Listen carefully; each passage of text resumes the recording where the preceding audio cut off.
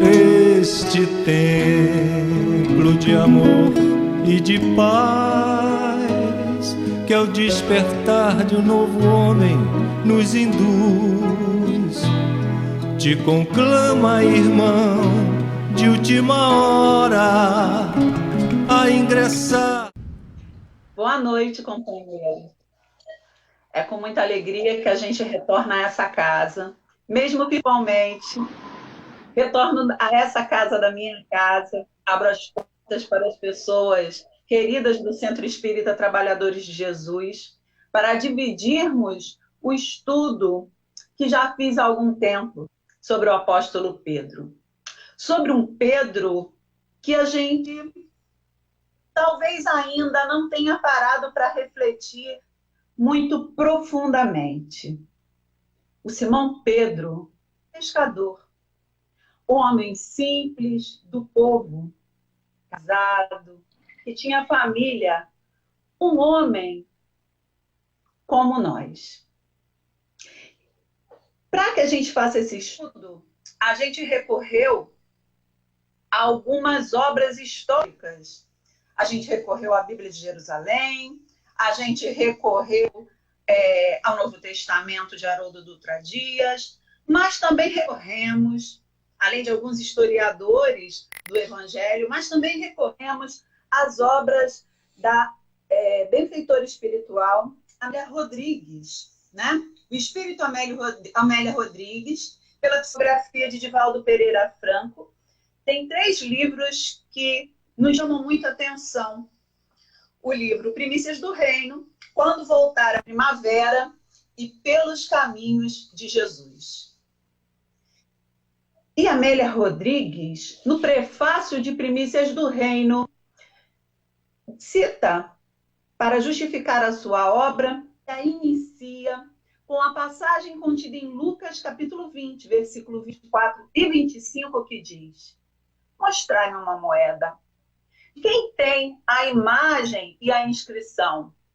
E respondendo, eles disseram: de César.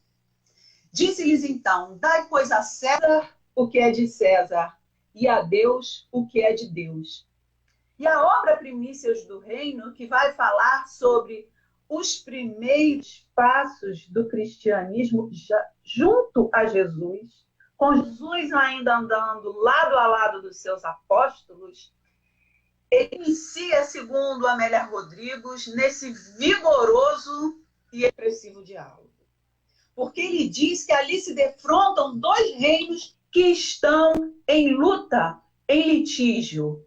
O reino material e o reino espiritual. Ela diz que a efeito de Augusto e as inscrições na moeda de trocas e de valor aquisitivo representavam aquele poder temporal, aquele poder da força bruta, que se impunha através de mandos e decretos, que se impunha através das armas, que se impunha através da força de quem manda e está acima com o poder, com aqueles pequeninos que não têm auxílio, que não têm aonde se escorar. Os servos, os escravos daquela época eram o povo a que Jesus falava. Jesus, então, era o príncipe desse outro reino, aquele reino de paz e de justiça, onde a sabedoria sublima as aspirações. Imenso reino além da terra, cujos alicerces se consubstanciavam na argamassa da terra, segundo Amélia Rodrigues. Augusto, o César, semeava o terror, o ódio, devastava. As pessoas tinham medo do que ele poderia fazer no poder. Jesus, não.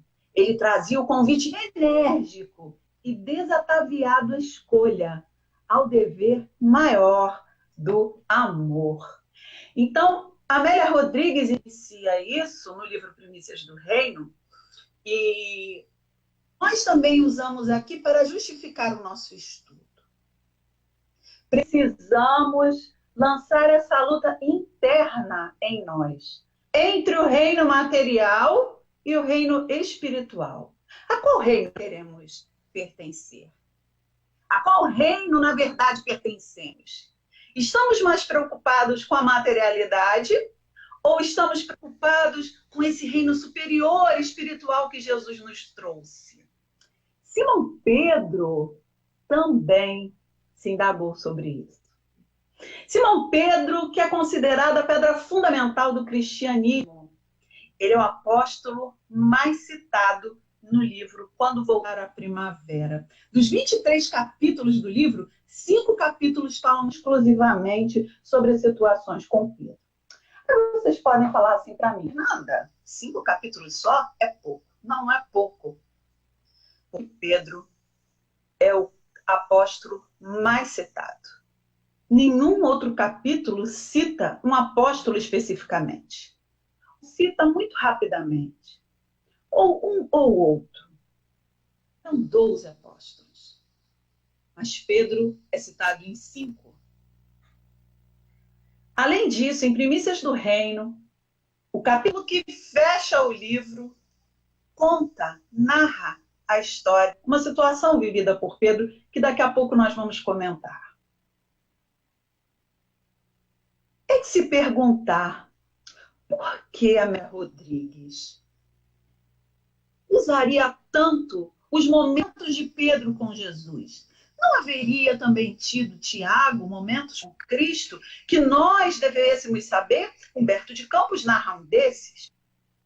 Não haveria Tomé tido outros e muitos episódios com Jesus? Não viu também depois da sua ascensão, da sua desencarnação?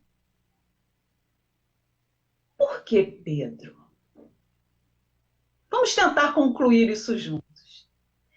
Então, esses aprendizados nos trazidos por Amélia Rodrigues, através da psicografia do Divaldo, foram trechos de grande aprendizado para mim. Confesso a vocês que a cada dia que eu leio alguma coisa sobre Pedro, eu separo para que eu possa entender mais um pouquinho. Mas se hoje meu coração se aproxima muito de algum apóstolo, esse apóstolo é Pedro. Porque nós estudaremos, e eu vou convidar vocês para eu dividir e para vocês ouvirem um pouquinho do que eu aprendi do ser humano Pedro. Através daquilo que nós podemos pesquisar e nos livros que eu citei. Historicamente, pela narrativa do Novo Testamento, nós vemos que Pedro, seu irmão André e Filipe eram de Betsaida, uma aldeia de pescadores localizada na região costeira do Mar da Galileia, próxima a Cafarnaum, onde acredita-se que ele residia. Cafarnaum era um centro de comércio muito intenso. Sabe-se pelos evangelhos que ele era casado, parecendo inclusive que a esposa o acompanhava nas viagens, quando visitava os primeiros núcleos cristãos. Jesus, assim que viu Pedro, demonstrou que o conhecia e esperava, pois disse: Tu és Simão, o filho de João ou Jonas. Tu és Simão Bar Jonas. Tu serás chamado Cefas, pedra, pedregulho, calau. Seu nome original hebraico era Simeão Pedro. Mas como Simão era a forma grega e ele convivia com muitas pessoas, para quem vendia seus gregos, inclusive, parece que ele adotou essa forma de tanto que o chamaram de Simão, devido à pronúncia semelhante. Tinha uma educação considerada limitada, consideravam rude, tosco. Ele falava o aramaico com sotaque da região da Galileia, idioma que usava para ler e escrever, mas também falava um pouco de grego, provavelmente por conta da venda dos peixes.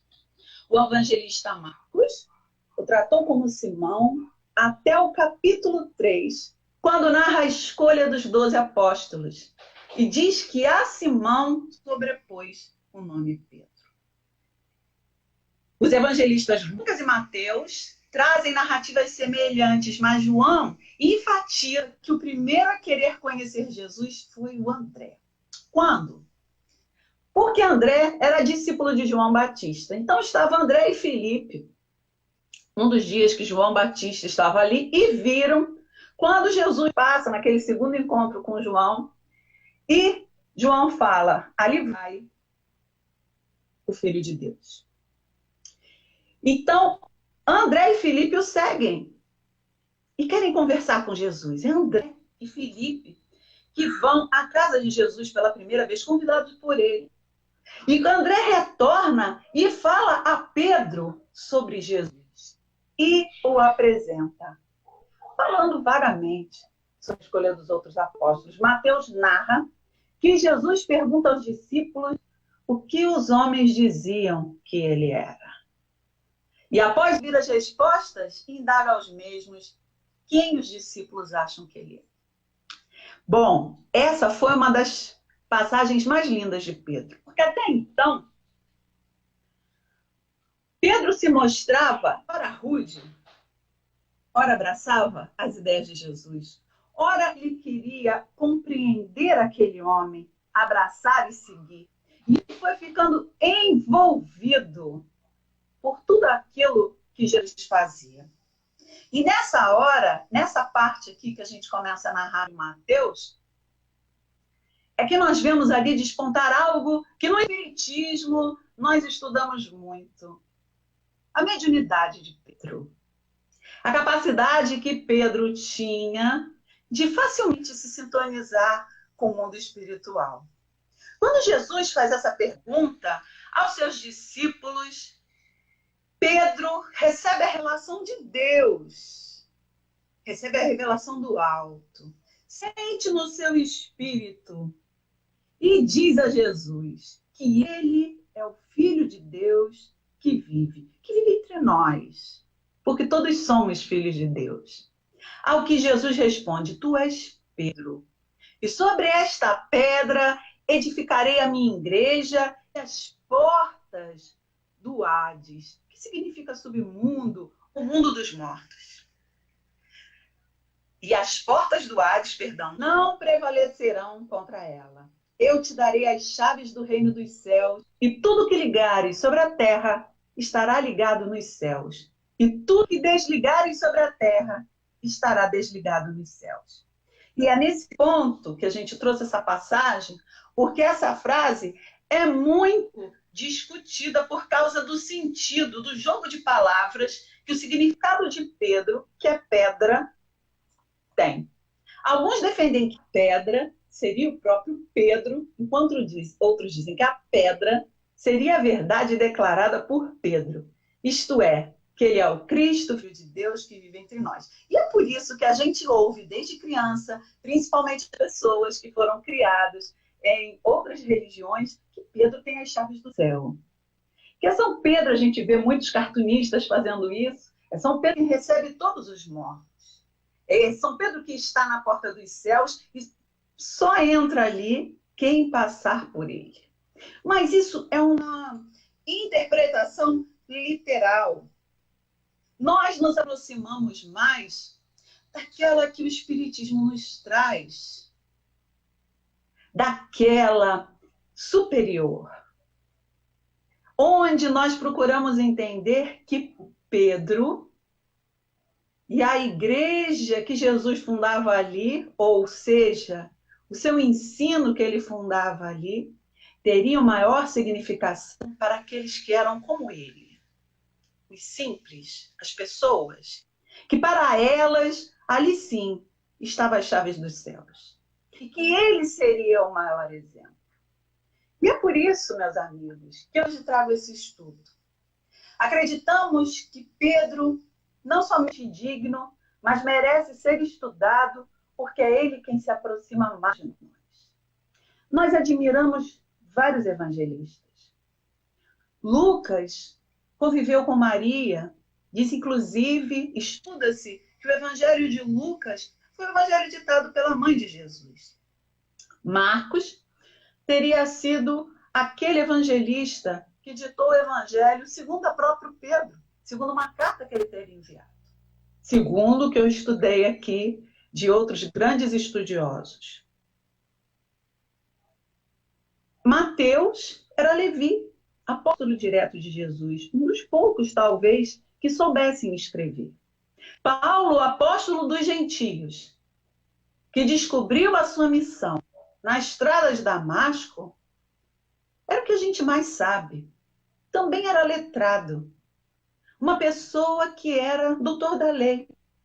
Estava a ponto de substituir Gamaliel no Sinédrio. Uma pessoa que tinha uma condição superior para entender Jesus, como poucos tinham. Agora, Pedro era como nós, como o povo. Pedro era como as pessoas simples que precisam batalhar muito para ter acesso a estudos superiores, a uma filosofia superior, ao entendimento da vida superior. Pedro é aquela pessoa que aprende com seus erros. É aquela pessoa que não tem esse estudo para lhe facilitar o aprendizado. É aquele que admira, que se encanta e é movido por esse amor para poder transformar a sua vida. Não que Paulo não aprendesse com seus erros, ou Lucas, ou Tiago, ou Tomé, longe de mim falar isso. Mas deles, nós temos o apóstolo que nós mais temos informações é Paulo. E nós sabemos que Paulo tem essa grande distância de nós. Ele sofreu, ele se transformou e ele foi se tornar simples para aprender tudo novamente. Mas Pedro nasceu simples. Pescador. Devia falar a linguagem simples dos pescadores. Fazia tudo de forma que levasse a vida. Já tinha família constituída. Então, Pedro merece o nosso olhar. Pedro merece o nosso entendimento. Porque o fracasso dele pode ser nosso fracasso. E se ele conseguiu se levantar dos próprios fracassos, isso é um grande exemplo para nós, seres comuns, que estamos aprendendo a viver, que estamos aprendendo a nos educar, a nos transformar. Se já temos o mérito do Espiritismo em nossa vida, já somos superior àquilo que Pedro tinha, aquilo que Pedro foi naquela época capaz de ter. Mas Pedro teve algo que nós não tivemos, contato direto com o mestre. Então, vamos voltar aqui que eu conversei bastante, e é claro que eu estou com uma linha aqui, porque tem muitos capítulos, muitos versículos, e assim a gente não se perde. Bom, então depois que Pedro tem essa visão, recebe isso em seu coração, em seu espírito, que Jesus era o Filho de Deus, e na narrativa de Mateus, isso está em 16, capítulo 16, versículos 14 a 20, logo após, 2 versículos após, nos versículos 22 a 23, temos uma mudança de atitude, tanto de Pedro quanto de Jesus. Nós vemos Pedro repreendendo Jesus. Pois ele começa a falar aos discípulos, Jesus começa a falar aos discípulos que ele deveria partir para Jerusalém e que lá ele padeceria e seria morto e seria levantado novamente. Jesus ali começa a falar daquilo que aconteceria, da sua morte, da sua crucificação no Gólgota. E Pedro, assustado, intempestivo, imediatamente diz: de modo nenhum te acontecerá isso. Jesus olha para ele e profere uma frase terrível.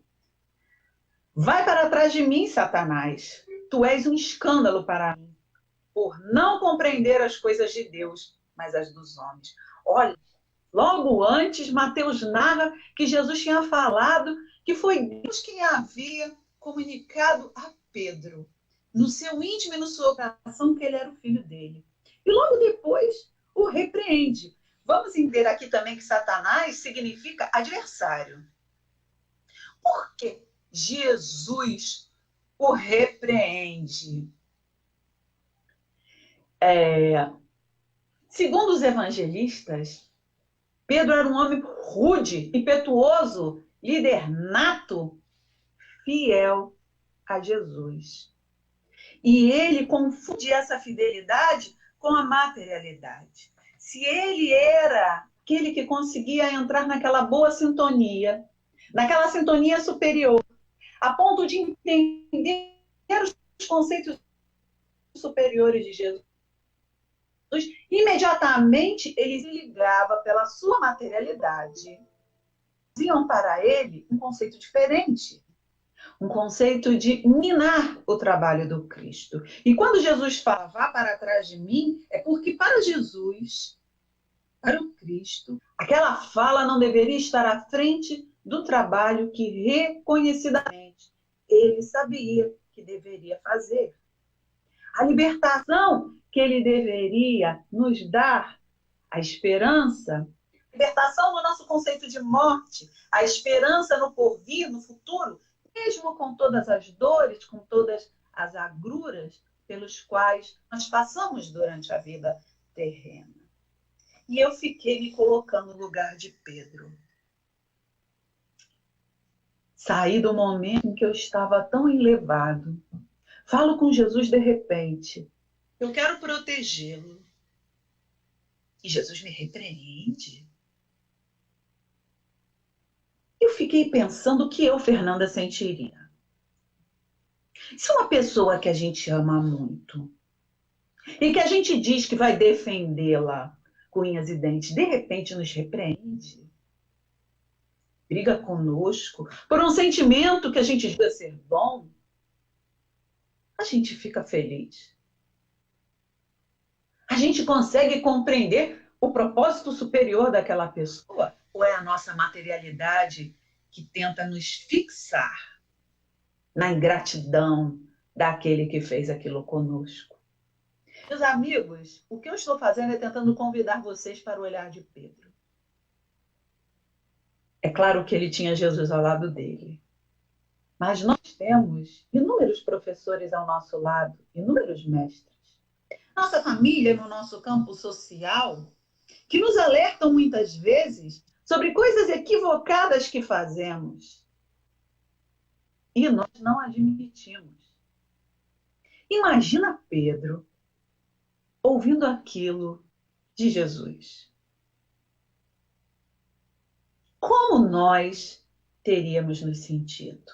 Então aí quero destacar uma primeira grande qualidade daquele homem. Ele não era rancoroso. Ele não era orgulhoso. Quando ele ouviu a admoestação de Jesus, a reprimenda forte, Jesus o chamou de Satanás, de adversário, contra o trabalho dele. Ele que estava o tempo inteiro ali ao seu redor. Falava para trás de mim, porque quem tem que estar na frente é ele liderando. Pedro abandonou Jesus? Pedro continua. Pedro continua ao seu lado. Mas esse líder que é fiel a Jesus tem outros valores maiores que Amélia Rodrigues nos apresenta. Outras situações. Um homem em transformação, angustiado por se ver incapaz de proteger aquele que sabia ser um Cristo. Nós vemos, por exemplo, que ele reconhece o mestre e se emociona com as orientações do Sermão da Montanha, recebendo de Jesus mais orientações particulares que caem fundo na sua alma, ainda belicosa. Que não existe maior pacificação, maior violência, do que a pacificação, pois a maior vitória ocorre nas celas íntimas do mundo moral. Imagina um homem naquela época ter que aprender isso. Que não é revidando, que não é pela força, que não é pela dor, que não é pela corrigenda que se estabelece o mundo de paz. Isso é uma violência. É uma violência para esses seres. Por isso, a Amélia Rodrigues coloca que não existe maior violência que a pacificação. Pois a maior vitória ocorre aqui dentro, quando a gente derrota em nós mesmos a nossa belicosidade, o nosso instinto primitivo de guerrear, que, segundo Emmanuel, é qualidade dos seres do nosso planeta. Nós temos essa coisa de colonizar, guerrear, conquistar, se impor. Algumas nações com maiores características até do que a nossa do Brasil. Mas como nós sabemos que nós podemos encarnar em vários lugares, nós vemos isso em todas as nações. Então Pedro tentava ali ajustar, porque estava, como uma vez o meu querido companheiro Marcelo Turra falou para mim, já com seu coração algemado a Jesus. Não conseguia mais ficar longe da sua fala, do seu amor. Ele percebia que aquilo era verdadeiro. É assim também o nosso despertamento, não é? Às vezes a gente não percebe que nós precisamos nos violentar para seguir os caminhos da paz.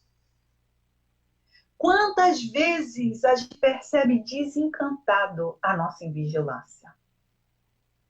Amélia Rodrigues também nos narra que Simão Pedro, após o Sermão da Montanha, onde Jesus fala das bem-aventuranças, fica profundamente triste. O qualifica como o apóstolo por quem Jesus era afeiçoado. E diz que o mestre, percebendo a sua tristeza, o segue até a praia. E pergunta a ele por que ele estava daquela maneira. Pedro, então, amargurado, libera sentimento de tristeza e frustração que está no seu coração. E diz que se sente cansado, muitas vezes desanimado no ministério que ele abraçou.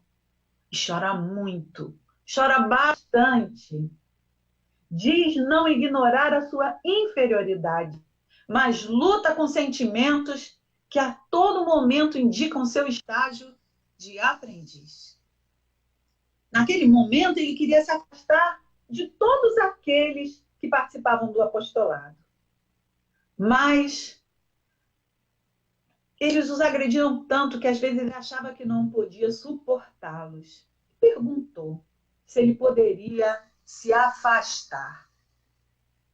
Não é às vezes também o que nós sentimos? O que nós desejamos fazer? Falo principalmente aos companheiros espíritas. Toda vez que alguém nos agasta com opiniões, ideias diferentes daquelas que abraçamos, essa não é a nossa vontade? Eu não estou aqui para isso. Essa é uma frase muito falada. Eu não vim participar aqui para isso. Se a gente extrapolar um pouquinho os nossos muros do centro espírita, veremos que socialmente esse é um momento de muitas opiniões, em que nós percebemos a mesma situação brotando dentro dos seios familiares, dentro dos lares, dentro dos nichos onde trabalhamos e que agora nos encontramos virtualmente, a maioria de nós, exceto aqueles que necessariamente precisam estar nas suas funções externas. Quantas vezes a gente também não pede e fala assim para Jesus: Senhor, eu não posso me livrar disso tudo. Me arruma outro emprego, Senhor. Senhor, eu vou deixar minha família e vou me embora daqui. Não quero nunca mais voltar.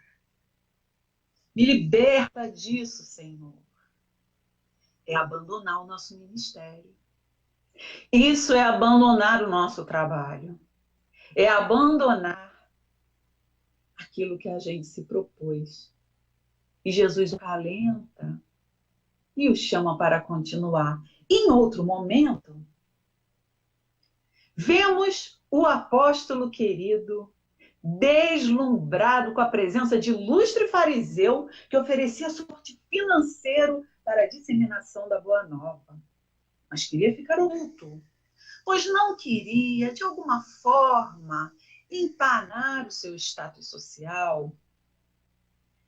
Pedro achava que aquele homem tão importante seria valioso e o tratava com tamanha deferência, segundo os traquejos sociais da época, que se decepciona quando ouve Jesus dizer que o fariseu não podia seguir com eles. Nós também, vez ou outra, nos deixamos também envolver por esses hábitos sociais, materiais da vida. Vislumbramos, às vezes, ações imediatas e comprometemos, muitas vezes, a essência do que buscamos, esquecendo aquilo que Jesus coloca para Pedro como justificativa para não ter aceito o importante fariseu. A obra do amor é lenta, sem embargo, segura. Nós não precisamos apressar nada, nós não precisamos fazer nada à força, nós não precisamos usar aquele ditado que diz que os meios justificam os fins. Para Jesus, os meios não justificam os fins. O meio é o da paz e do amor. O meio é o da paciência e o do livre-arbítrio de cada um, para que possa fazer as suas escolhas e, se fizer a escolha errada, perceber que a fez. Como nós, então, Pedro tem essa sintonia flutuante e que às vezes oscila pelo medo das consequências materiais, o medo das opiniões das pessoas, o medo daquilo que eles devem fazer. E oscila novamente na noite extrema, quando diz que Jesus jamais lavará os seus pés. Novamente, o mestre não permite aquelas perturbações de ordem transitória e material e adverte a Pedro que ele, se não fizesse isso, não teria mais parte com ele.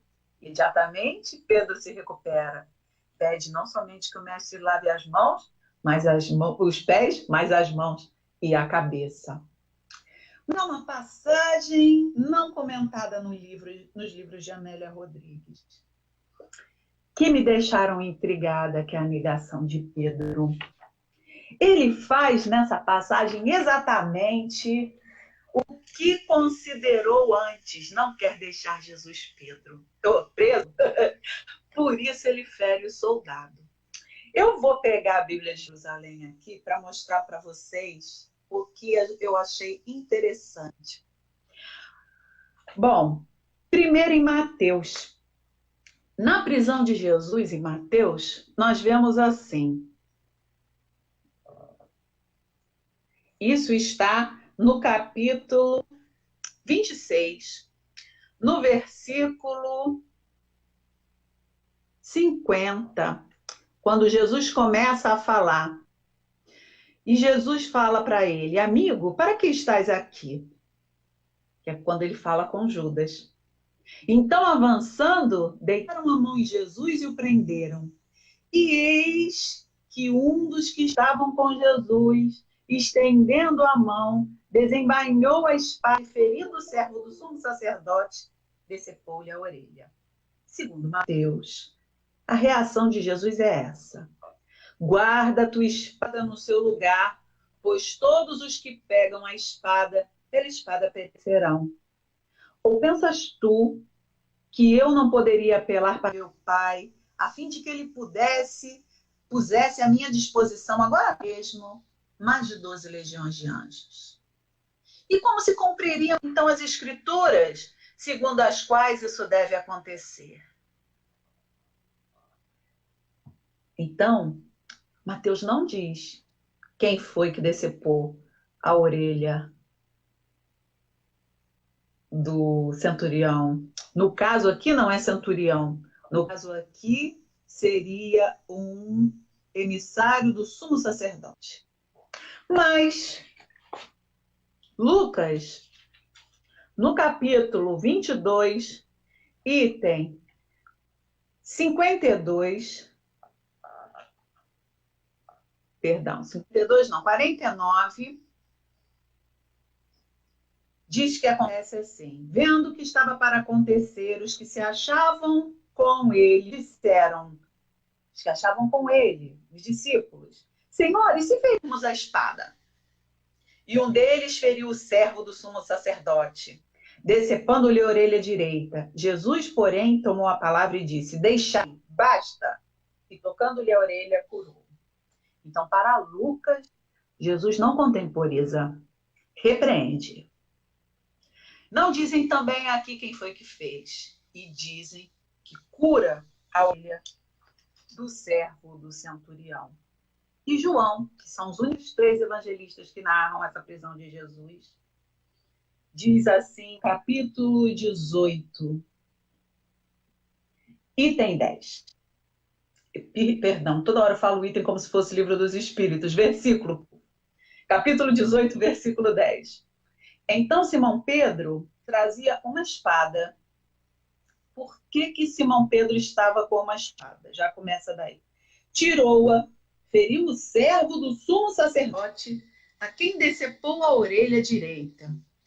O nome do servo era Malco. Jesus disse a Pedro, embainha a tua espada. Deixarei eu de beber o cálice que o Pai me deu? Vejam as diferenças de nuance. Porque um evangelista apresenta um Jesus contemporizador. Lucas apresenta um Jesus enérgico. E João apresenta um Jesus reflexivo. E é João que diz que Pedro levou a espada. Ou seja, denota que Pedro continuava sendo aquele homem rude, que achava que a coisa poderia se resolver à força. E aí eu fico me perguntando, para nós aqui, só nós que somos bélicos, às vezes também, nós não levaríamos para defender Jesus?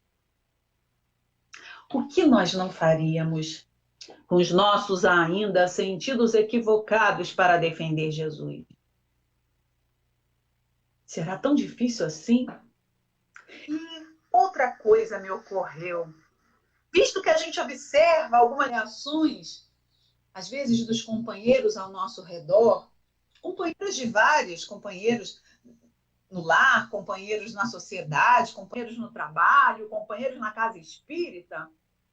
Se Jesus, ou se alguém que eu amasse muito, na hora que eu defendesse, virasse para mim e fala, para, embainha a tua espada,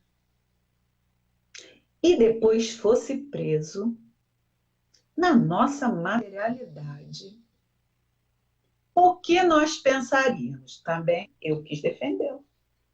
Eu quis ajudar. Ele não ajudou, ele não quis. Podia ter evitado tudo isso. Se nós hoje, no século 21, 2020, somos capazes de pensar isso contra um companheiro nosso, contra uma pessoa que está ao nosso redor, valorizando ainda o nosso ego, valorizando ainda a nossa belicosidade, a nossa materialidade. Imagina Pedro. Imagina Pedro. Embora não fosse um homem rancoroso, orgulhoso, mas ele era daquele tempo onde a justiça era feita com as próprias mãos, onde as pessoas não se incomodavam muito, onde a morte era uma pena. Simples assim, basta alguém não gostar de você. É verdade que nós ainda vemos em alguns nichos da sociedade isso, mas hoje nós já temos leis que procuram nos afastar desse momento bárbaro. Leis que procuram, que estão mais determinadas e que procuram nos trazer uma justiça mais plena. Pelo menos nós temos a quem recorrer, pelo menos nós temos como nos defender na maioria das vezes. E aquela época de Jesus? E eu fiquei pensando nisso, pelos olhos de Pedro, como eu agiria? Quantas coisas, meus amigos, nós não devemos saber das lutas internas de Pedro. Quão humano Pedro era, a pedra apostólica, médium que ganhou orientação para o mundo dos espíritos, que habitavam o submundo, não pudessem controlá-lo, para que as posições daqueles que se apresentavam não fossem mais ou menos importantes. Tal qual Camar, a prostituta que Amélia Rodrigues narra no último capítulo do livro Princesas do Reino, e que o cita, que insistia para que ele aceitasse o dinheiro do seu trabalho. E que já então o velho apóstolo recusa, mas aceita para ela, para si. Não isso, mas o trabalho da meretriz. O trabalho dela, a transformação dela, o contato dela com as pessoas que precisavam do seu amor. Ou seja, demonstrando o aproveitamento que teve de todo aquele tempo com Jesus. Amélia Rodrigues nos explicou Pedro.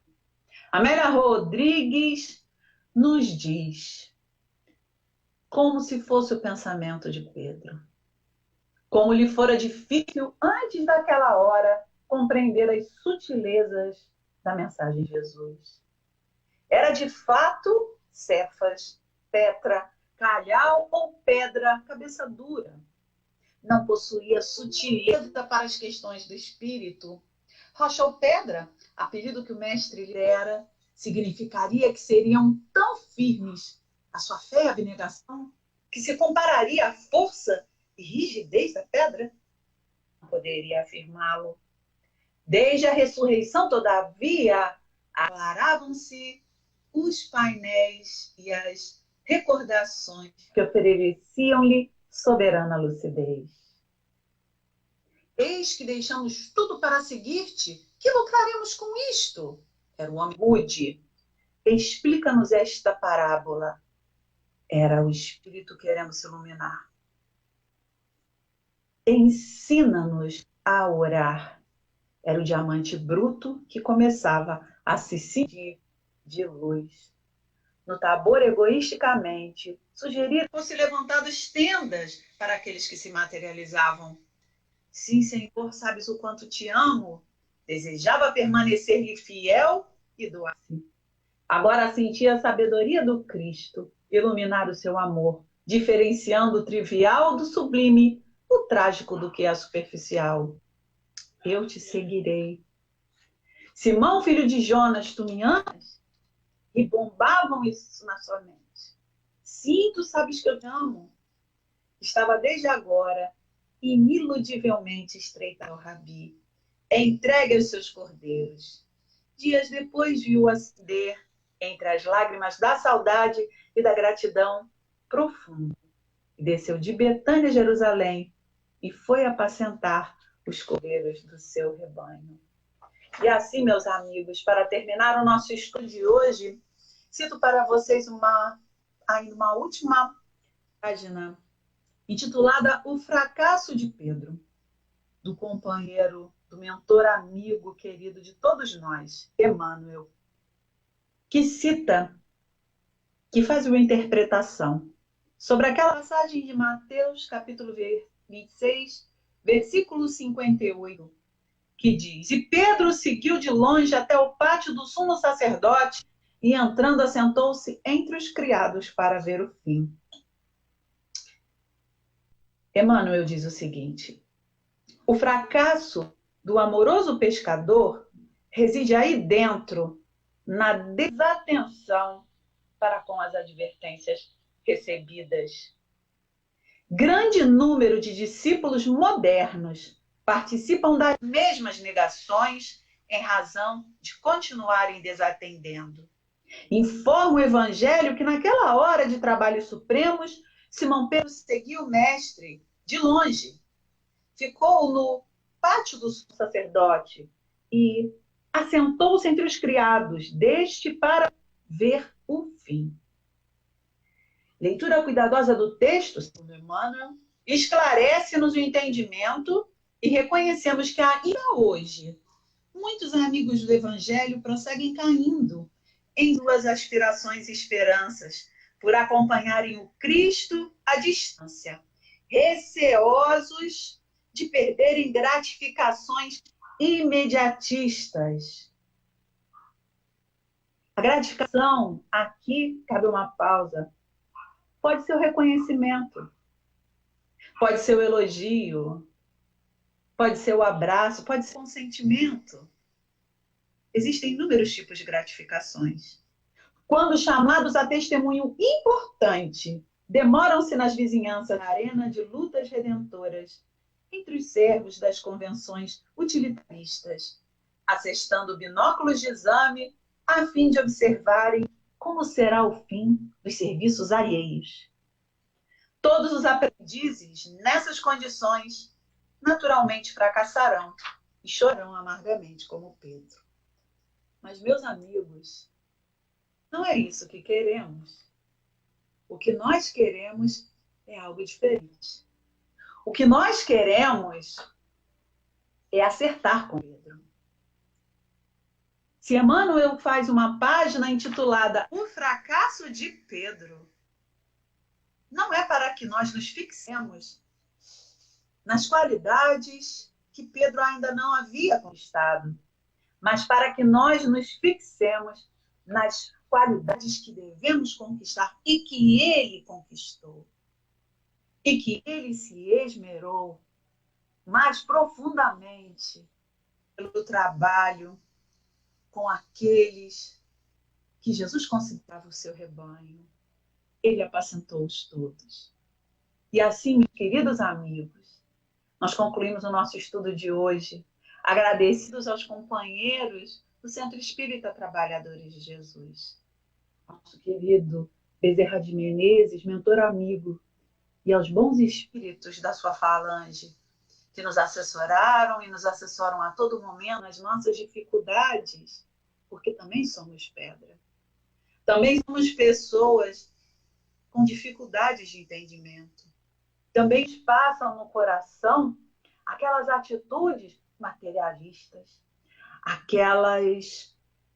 aquela vontade de redar, de proteger os seres amados ainda da forma material.